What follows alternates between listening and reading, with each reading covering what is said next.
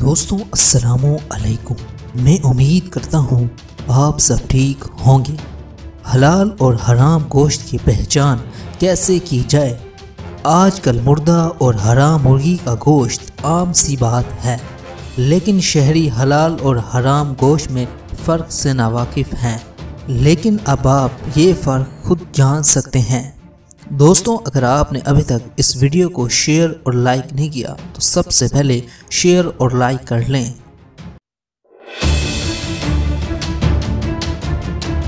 پہلے قبل ذکر بات یہ ہے کہ حرام مرغی کا گوشت قدرے نیلا ہوتا ہے، جبکہ حلال کی گئی مرغی کا گوشت گلابی یا ہلکا پیلا ہوگا، جس کی وجہ یہ ہے کہ اسلامی طریقے سے حلال کی گئی مرغی کا سارا خون باہر نکل جاتا ہے اور صرف گوشت کا رنگ ہی رہ جاتا ہے۔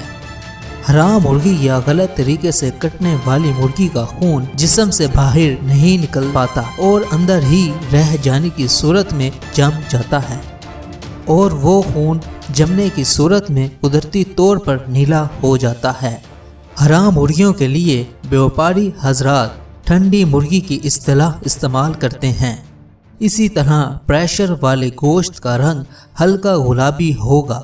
اگر پریشر نہ لگا ہوگا تو مرغی کے گوشت کا رنگ سرخ گلابی ہوگا۔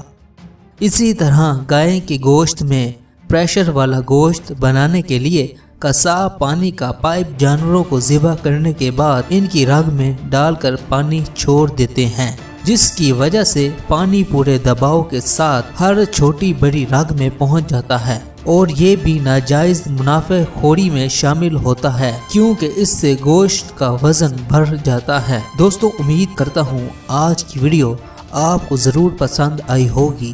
اگر آپ نے ابھی تک اس چینل کو سبسکرائب نہیں کیا تو سب سے پہلے سبسکرائب کر لیں۔ بہت بہت شکریہ۔